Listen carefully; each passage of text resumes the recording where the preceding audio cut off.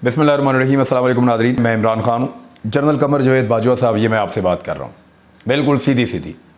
पाकिस्तान के army chief से मैं मुखातिब और उनसे मैं बात कर रहा हूँ। बराह रास्त तो मेरी कभी ऐसे बात हुई नहीं, ना कभी वन ऑन मुलाकात हुई है और ना मेरे ख्याल में होने जा रही है।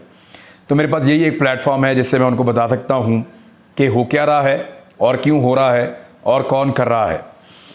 एक तो मैं हकायक आपके सामने रख दूँ कि मेरा ये मानना है कि पाकिस्तान में रजीम चेंज ऑपरेशन हुआ है। मेरा ये मानना है कि पाकिस्तान के इदारों ने और इस्टेब्लिशमेंट ने अपना हमेशा की तरह का रोल प्ले किया है। मैं वैसे ही इस बात को मानता हूं जैसे पीडीएम की जमातें हमेशा बरमला कहती रहीं और इस बात को तस्लीम करती रहीं और इसको वो मानती थीं कि इमरान खान साहब की हुकूमत को एक रजीम चेंज करके लाया गया है और उसमें पाकिस्तान की इस्टेब्लिशमेंट ने अपना किरदार अदा किया है। वो बड़े भोंडे इल्ज़ामात भी लगाते रहे, लेकिन वो वक्त गुजर गया और अब दोबारा एक और रजीम चेंज ऑपरेशन हुआ। मेरा मानना है इस मरतबा फिर वही हुआ है। जो एक पूरा बैकग्राउंड है पिछला, उसको देखते हुए मुझे तो यही लगता है, क्योंकि ऐसे हो नहीं सकता कि इतनी सारी पार्टियां। और मैंने शवाहिद देखे, मैंने चीज़ें देखी, मेरे सामने चीज़ें होती रही, वन वन एक एक करके चीज़ आती रही, मैं देखता रहा तो मैं कायल हो गया और मैंने अपना एक मौक़िफ़ बनाया, बिल्कुल वैसे ही जैसे कल एक मौक़िफ़ मरियम नवाज़ का था, नवाज शरीफ का था और दर्जनों सहाफ़ियों का था, फजल रहमान का था, आसिफ अली जरदारी का था, बिलावल का था और दर्जनों सहाफ़ियों का था। इसी तरह मेरा भी एक मौक़िफ़ है और पाकिस्तानी कौम का भी एक मौक़िफ़ है। तो जिस तरह उन लोगों को सबको अपने मौक़िफ़ को बोलने की इजाज़त थी, ऐसे ही मुझे भी मेरा मौक़िफ़ बोलने की इजाज़त होनी चाहिए। मैं भी एस्टेब्लिशमेंट से वही शिकवा कर रहा हूं जो वो कर रहे थे और मैंने कोई लिमिट क्रॉस नहीं की। फौज को मैंने कभी गाली नहीं दी, फौज के खिलाफ मैंने कभी बदतमीजी नहीं की, फौज के किसी आदमी को मैंने कभी कोई चैलेंज नहीं किया और मैंने बराह रास्त किसी के साथ बदतमीजी भी नहीं की, जैसी पहले होती रही है पाकिस्तान में बेशुमार। अब मेरे साथ हो क्या रहा है, मुझे बहुत सारे लोग मिले, जनरल साहब और आपके डिपार्टमेंट के लोग मिले और बार बार मिले, लाहौर में मिले, इस्लामाबाद में मिले और जगहों पे मिले। वो मिलते रहे और मेरे साथ बात करते रहे और मुझे कहते रहे कि अपना मौक़िफ़ बदल दें। लेकिन मैं जब उनके सामने सवालात रखता था तो मुझे मेरे सवालों के जवाब नहीं मिलते थे और साथ ही साथ सवालात की तादाद बढ़ती गई जैसे जैसे अवाम की हालत बद से बदतरीन होती चली गई पाकिस्तान में।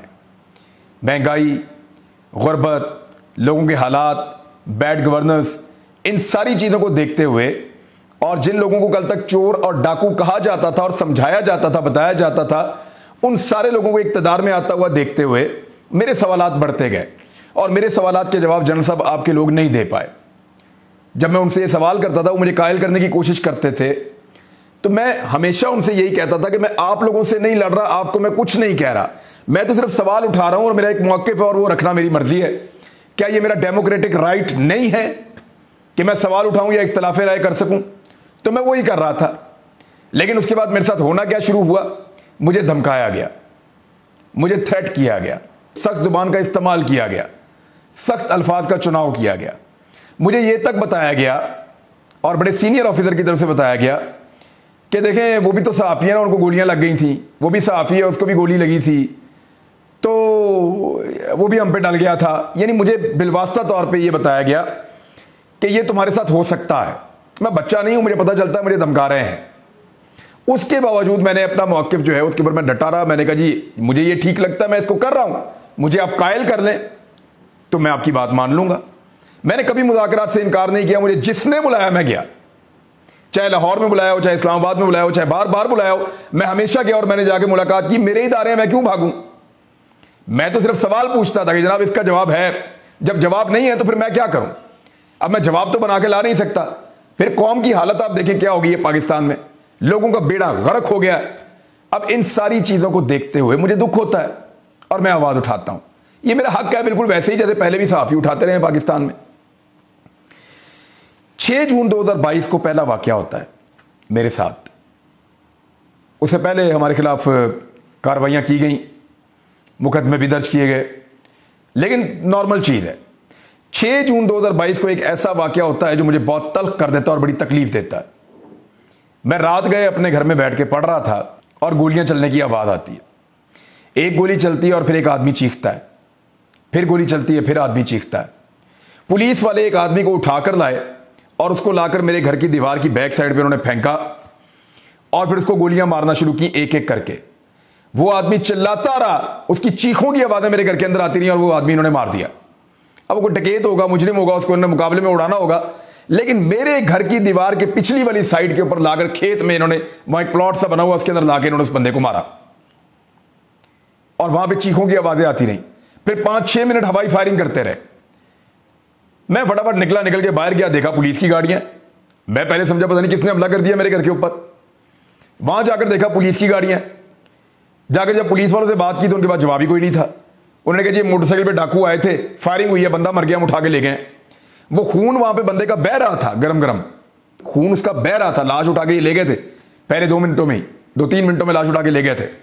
खून बंदे का बह रहा था और मोटरसाइकिल जो वहां खड़ी थी जिसके ऊपर मुबैना तौर पे डाकू आए थे, जब मैंने उसके साइलेंसर को हाथ लगाया तो वो यक ठंडा था। यानी एक झूठा पुलिस मुकाबला मेरे घर की बैक साइड पे इन्होंने बनाया। सिर्फ मुझे, मेरे बच्चों को, मेरे वालिदैन को, जो आखिरी कमरा मेरे वालिदैन का है या मेरे बच्चों का है, हम सबको हरासा करने के लिए यह कार्रवाई की गई लाहौर में। और उसके बाद क्या होता है, मजीद मुकदमा दर्ज होते हैं, हम अपनी जमानतें करवाते हैं, हमारे ऊपर फिर दबाव डाला जाता है।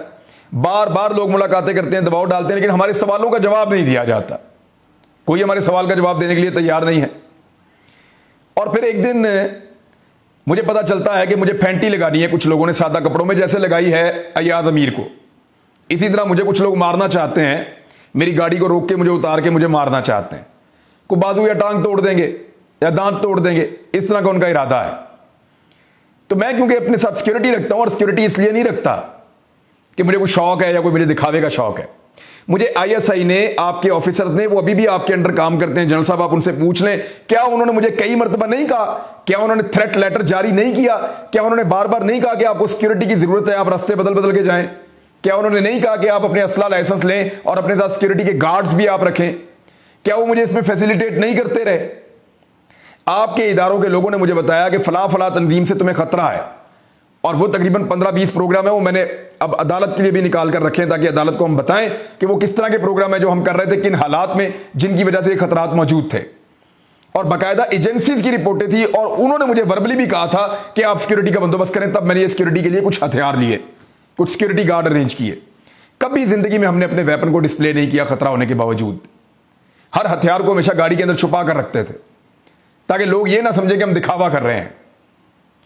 और इसके बावजूद मुझे पता चलता है जी कि मेरे हथियार वापस लिए जा रहे हैं।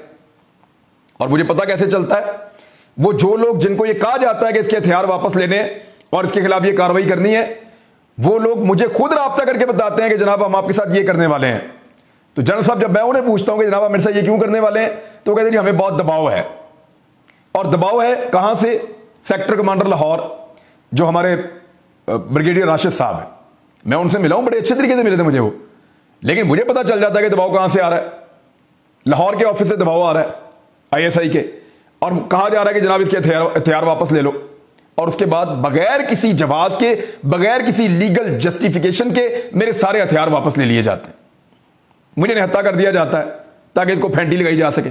पुलिस आती है, मुझे लेटर दिखाती है, मेरे हथियार देती है, चली जाती है। अब मेरे सिक्योरिटी वालों के पास हथियार मौजूद नहीं है। मेरे पास एक गाड़ी है जो मैंने तकरीबन 6 महीने की इंक्वायरी भुगतने के बाद वो लाइसेंस लिया था, और मेरे पास नहीं है। जनरल साहब, बहुत सारे लोगों के पास है, आपके बेशुमार ऑफिसर्स के पास भी है बुलेट प्रूफ गाड़ियां, बहुत सारे सहाफियों के पास भी है बुलेट प्रूफ गाड़ियां, और बहुत सारे बेशुमार पॉलिटिशियंस के पास भी है बुलेट प्रूफ गाड़ियां। और इवन आपने बहुत सारे ऐसे लोगों को भी दी हुई है जिनको गैर जरूरी है। तो मुझे बाकायदा कहा गया था कि आपकी सिक्योरिटी, आपकी जान को खतरा है। तो हमने एक कुछ सस्ती गाड़ी ढूंढी हुई थी, मैंने अप्लाई कर दिया उसके लिए, परमिट के लिए, लाइसेंस के लिए, कि मुझे लाइसेंस मिलेगा तो फिर मैं गाड़ी ले लूंगा। और तकरीबन 5-6 महीने हर तरह की एजेंसी की इंक्वायरियां भुगतने के बाद बिलाखिर मुझे यह लाइसेंस मिल गया, क्योंकि बहुत सारे और साथियों को भी मिला हुआ था।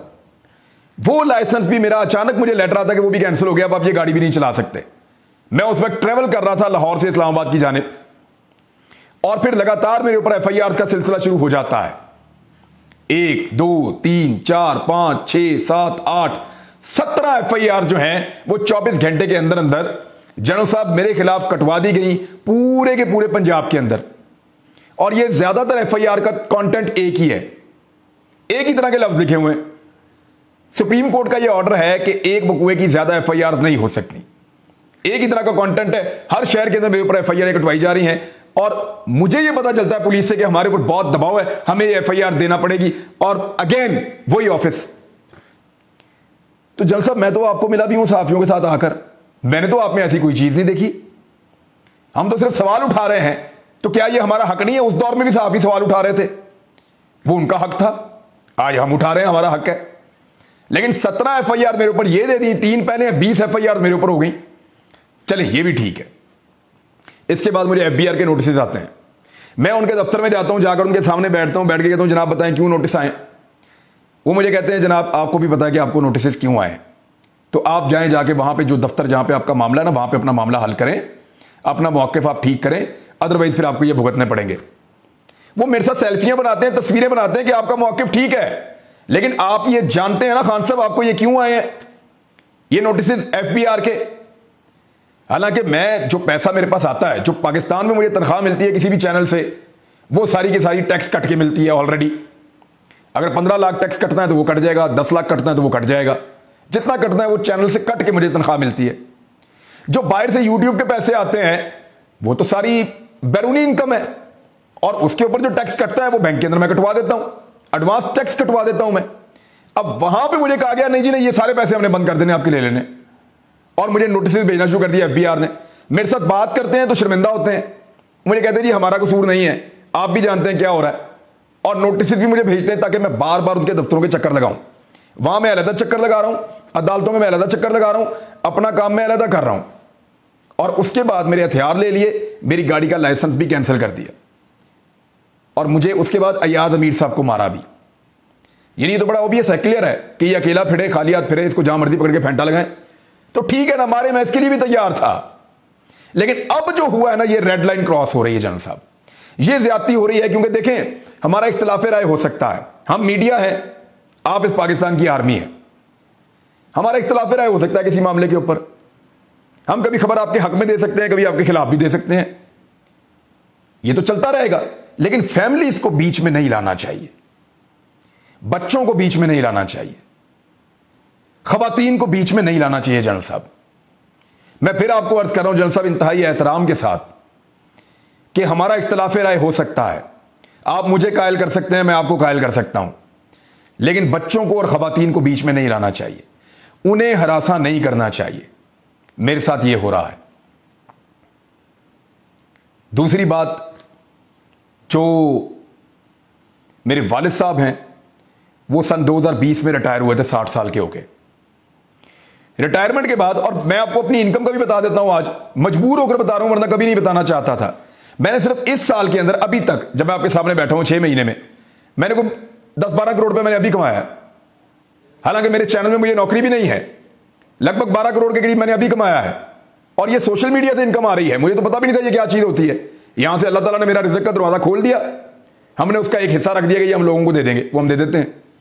दूसरा हमने रख दिया कि हम इससे कुछ कारोबार कर देंगे, कोई काम कर देंगे पाकिस्तान में। हम तो ये सोच रहे थे, और ये पैसा पाकिस्तान बाहर से आ रहा है और यहीं पे इस मुल्क के अंदर खर्च हो रहा है।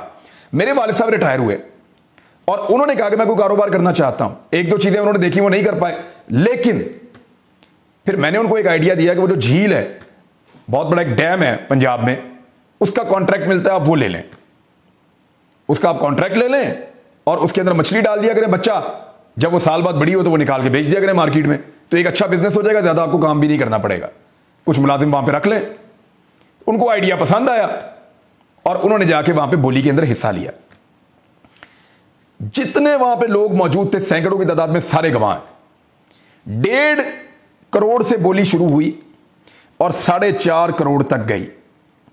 1.5 करोड़ से 4.5 करोड़ तक बोली गई और 2 पार्टियां बच गई बाकी। तो मेरे वाले साहब ने उस पार्टी के साथ मिलकर आधे आधे पैसे डालकर 50-50% पे ये डैम ले लिया। यानी 2.25 करोड़ रुपया मेरे वालिद साहब ने दिया, 2.25 करोड़ रुपया मियां वाली की जो पार्टी है उन्होंने दिया, और दोनों ने मिलकर इस डैम को ले लिया। क्योंकि इससे ऊपर अगर जाते 5-6 करोड़ पे जाते तो मुनाफा ही खत्म हो जाता। ज्यादा 5.5-6 करोड़ की मछली उसमें से 3 साल में निकल सकती है, इससे ज्यादा निकल ही नहीं सकती। तो वो वहां पे 4.5 करोड़ में इन दोनों ने मिलकर वो ठेका लिया। आज मेरे घर के अंदर एक टीसीएस आता है एंटी करप्शन के दफ्तर से, और एंटी करप्शन में मेरे बहुत सारे दोस्त हैं, वो भी बता रहे हैं कि खान साहब ये केस बनता ही नहीं है, क्या है, क्यों बुलाया, वजह क्या है। ये लेटर आप देखें, आप हैरान हो जाएंगे देख के। मुझे कहा जा रहा है कि मैं अपने वालिद को पेश करूं एंटी करप्शन के दफ्तर में इस उम्र में। जनरल साहब, फॉर गॉड सेक, इन चीजों को रुकवाइए। सब मुझे बताते हैं कि कौन कर रहा है और कैसे कर रहा है। सब मुझे बताते हैं कि इसके लिए कौन जिम्मेदार है। क्या मुझे इख्तिलाफ राय रखने का हक नहीं है इस पाकिस्तान में? मेरे साथ आप जो मर्जी करें, मुझे राह चलते आप गोली मार दें, मुझे राह चलते हुए उठा के ले जाएं, मुझे थ्रेट करें, मेरे पे टॉर्चर करें, मेरे ऊपर FIR दें, लेकिन मेरी फैमिली को तो स्पेयर करें ना। ये देखें, हम फैमिली तक नहीं जाना चाहिए, रेड लाइन है। जब हामिद मीर ने गलत बात की थी तब भी मैंने यही कहा था कि फैमिली तक नहीं जाना चाहिए, ये रेड लाइन है, इसको कोई क्रॉस ना करे। तो मेरी ये गुजारिश है कि रेड लाइन प्लीज क्रॉस ना करें। ये मेरे लिए भी रेड लाइन है। आप मेरी फैमिली तक ना जाएं, मेरे बच्चों को, मेरे घर की खवातीन को हरासा मत करें, और मेरे वालिद साहब को एक ऐसी चीज के अंदर ना घसीटें जिसका कोई कानून से ही ताल्लुक नहीं है। भाई, पैसा कैश दे दिया उसी वक्त, उन्होंने भी दे दिया, मेरे वालिद साहब ने भी दे दिया, पैसे दे दिए, ठेका ले लिया, अभी मछली भी नहीं निकाली, अभी इस साल निकालेंगे वो। तो इसके ऊपर किस चीज का बदला ले रहे हैं हमसे, मुझे समझ नहीं आ रही हमें। ये डिपार्टमेंट सारे क्यों मेरे पीछे पड़ गए हैं? वाइल्ड लाइफ वाले मुझे कॉल करते हैं, वो जी पूछ रहे हैं आपके बारे में कि आपके खिलाफ क्या किया जा सकता है, चीजें निकालें। वो शराफत बेचारा, वो मेरे भाई की वजह से मुझे मिलने आता था। PP 168 के अंदर मलक असद खोखर को, उससे बहुत प्रॉब्लम है, वो वहां पे बहुत सारे वोट निकाल सकता है। उसको गिरफ्तार कर लिया डकैती के मुकदमे में, वो करोड़ोंपति हैं वो लोग। 45,000 की डकैती में उसको गिरफ्तार कर लिया। आज जज साहब ने उसको जमानत दी कि यार नहीं, ये ज्यादती है, ये जुल्म है, ये बंद किया जाए, ना ऐसा जुल्म करो इस आदमी के साथ, इसको जमानत दो फौरी तौर पे। वो बेचारा जेल से बाहर निकला, CIA फिर पकड़ के उसको जाके फिर बंद कर दी। ये तो इंसाफ चल रहा है इस मुल्क में। यानी क्या करेंगे आप जुबान बंद करने के लिए? मैं फिर सारा कुछ बंद करके चुप करके बैठ जाऊं? सहाफत भी है, वो किसी से आप करवा लें अपनी मर्जी की। इख्तिलाफ राय को बर्दाश्त कीजिए, इख्तिलाफ राय को बर्दाश्त कीजिए। मेरे सवालों का जवाब है तो किसी को भेजिए, वो मुझे मेरे सवालों का जवाब दे के मुझे कायल कर ले, अदरवाइज सवाल तो मैं उठाता रहूंगा। और जनरल साहब, इससे फर्क नहीं पड़ेगा। ये जितना कुछ भी मेरे खिलाफ किया जा रहा है, जो लोग भी कर रहे हैं, मुझे बिल्कुल उम्मीद नहीं है कि आप इन लोगों को स्पेयर करेंगे। मुझे पता है कि आप मना करेंगे, मुझे पता है कि आपको इनको कहना चाहिए कि यार ये ज्यादती मत करो, फैमिली तक ना जाओ, और ये झूठे मुकदमे मत कराओ। लेकिन फिर भी अगर ये करेंगे तो मैं तो चुप नहीं करूंगा, मैं अपनी बात करता रहूंगा, क्योंकि मुझे आप लोगों के लोगों ने कायल किया था कि ये सारे बेईमान हैं, चोर हैं, डाकू हैं। मैं इनको मुल्क पे मुसल्लत नहीं होने दूंगा। अब तक के लिए इतना ही, अपना ख्याल रखिएगा। अल्लाह हाफिज़।